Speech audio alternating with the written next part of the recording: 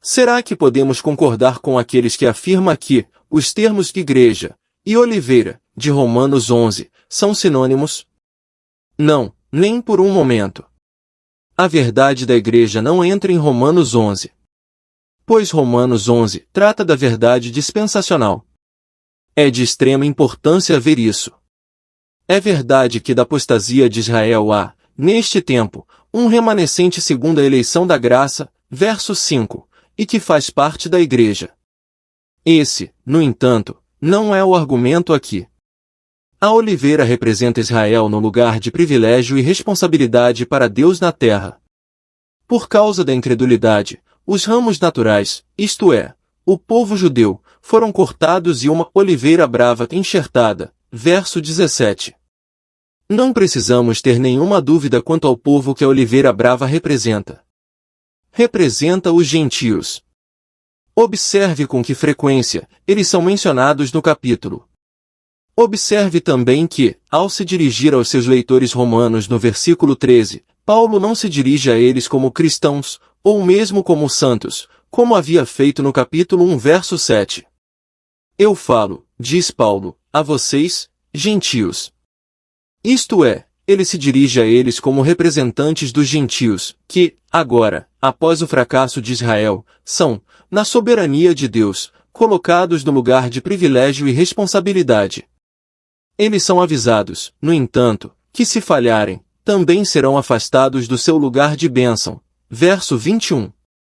Sabemos, é claro, que todos os gentios salvos nesta era estão na igreja, mas essa verdade não é o que Paulo está ensinando em Romanos 11. Sugerir que a oliveira é a igreja seria um absurdo. Quem já ouviu falar do corpo de Cristo ter membros naturais? Verso 21, ou de algum de seus membros ser cortado? Verso 20. Não, a oliveira não é, nem pode ser, a igreja. Pouco precisa ser dito sobre os demais pontos.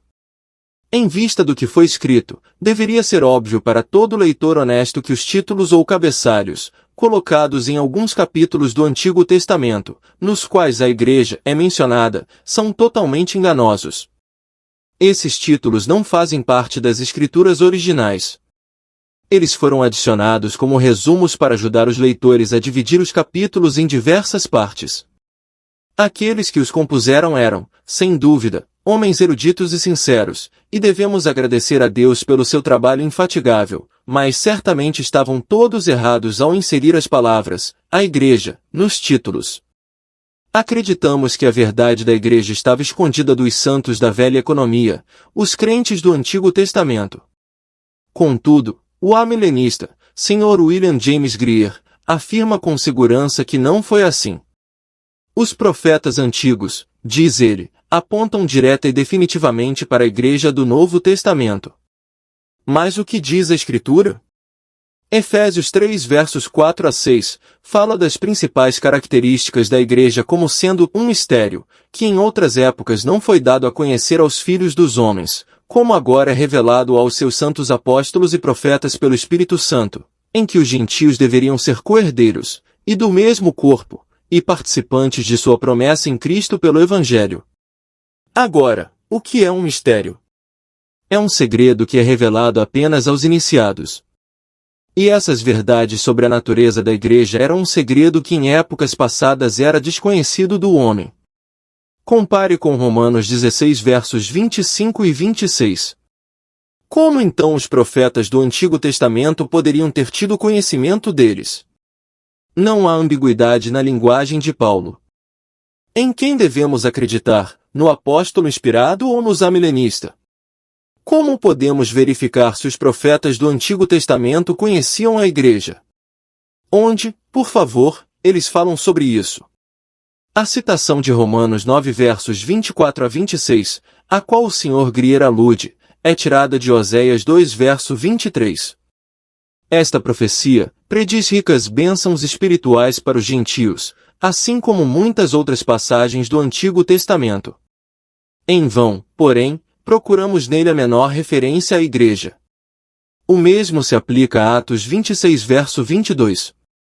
Pois os versículos que se seguem, 23 e 24, nos dizem que as coisas que Moisés e os profetas disseram que deveriam acontecer, ou seja, que Cristo deveria morrer e ressuscitar, e deveria trazer luz ao povo e aos gentios. Mas não há aqui uma sílaba sobre a igreja. Quanto a Atos 2 versos 16 a 21, é uma citação de Joel 2, a respeito do derramamento do Espírito Santo.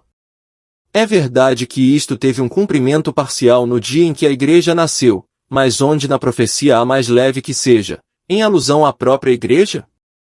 Não há nenhum.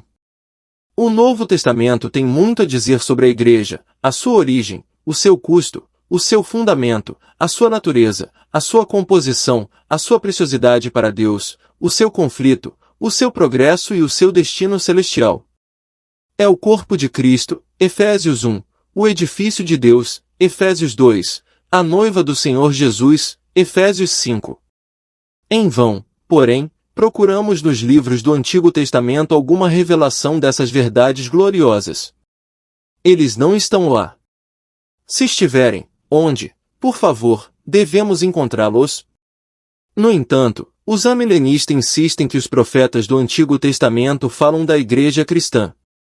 É preciso graça para ter paciência com esses pensadores vãos. Nós nos perguntamos como eles leem suas Bíblias.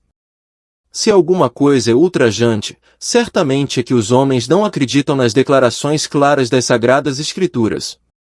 Mais uma vez, citamos o Sr. Grier, pois rejeita o significado óbvio de Efésios 3 versos 5 e 6, tomando as palavras de Paulo que diz, como agora é revelado, como uma cláusula qualificativa.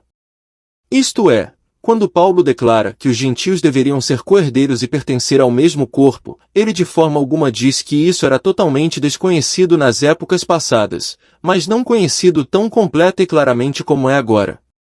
A este argumento a seguinte resposta parece conclusiva, para que não se deva presumir da palavra, como, na frase, como agora é revelado, em Efésios 3, que esta afirmação é comparativa, não absoluta, significando apenas que a revelação foi de fato feita através dos profetas anteriores, mas em alguns obscuridade que agora havia sido esclarecida, as palavras de Colossenses 1 verso 26 que diz, o mistério que esteve oculto desde os tempos e gerações, mas agora foi manifestado aos seus santos. Corrigem esta impressão. A ordem das palavras também mostra que não se trata dos profetas que precederam os apóstolos, mas daqueles que vieram com eles e depois deles. É inútil, portanto, recorrer ao Antigo Testamento em busca de instruções a respeito da igreja da qual o Senhor e seus apóstolos falaram. O relógio profético parou no Calvário e o intervalo atual entre os adventos de Cristo é um parêntese, dos quais nenhuma palavra é claramente falada pela profecia do Antigo Testamento? Ao procurar responder a estas questões, admite-se imediatamente que a ressurreição de Nosso Senhor, que se lê no Salmos 16 verso 10, e Salmos 110 verso 1, o derramamento do Espírito Santo, visto em Joel 2 verso 28, a consequente iluminação e bênção dos gentios até os confins da terra, citado em Isaías 42 verso 6, e capítulo 49 verso 6, e a rejeição temporária de Israel, conforme Oséias 3 versos 4 e 5, todos os quais são posteriores ao Calvário, foram preditos no Antigo Testamento. Até agora, porém, no que diz respeito à história de Israel durante sua dispersão, a ascensão e queda dos grandes poderes gentios e o propósito divino na formação do corpo místico de Cristo, nesta era da Igreja, não há uma palavra em profecia do Antigo Testamento. No que diz respeito ao futuro das nações, a profecia tem a ver principalmente com Israel, mas como Israel está agora posto de lado, esta era presente e ignorada em todas as previsões do Antigo Testamento. Essas previsões predizem o Calvário, mas aí, como disse o Sr. Ironside, o relógio profético parou. A Igreja, como já vimos, não é objeto da profecia do Antigo Testamento. Esta era cristã é um parêntese. Assim que terminar, o relógio da profecia começará a funcionar novamente, e as previsões da reunificação de Israel e da derrubada da dominação gentia no mundo terão o seu cumprimento completo, tão certo como estas coisas foram ditas por homens movidos pelo Espírito Santo.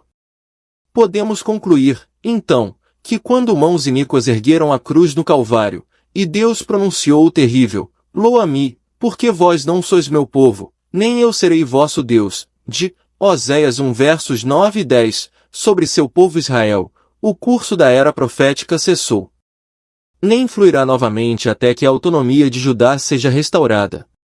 A afirmação de que esta era da igreja é um parêntese não precisa nos surpreender de forma alguma. Existem lacunas ou parênteses na história do Antigo Testamento, como todo estudante sabe. Da mesma forma, várias escrituras que apresentam os dois adventos de Cristo desconsideram totalmente esta era cristã. Contudo, é interessante notar que estas escrituras estão redigidas de modo a deixar espaço para o período atual. Isto deve, sem dúvida, ter sido muito desconcertante para os profetas do Antigo Testamento, e podemos apreciar a declaração de Pedro de que o que os intrigava não era tanto o fato dos sofrimentos de Cristo e a glória que se seguiria, mas o tempo e a maneira em que essas coisas seriam cumpridas. 1 Pedro 1 verso 11.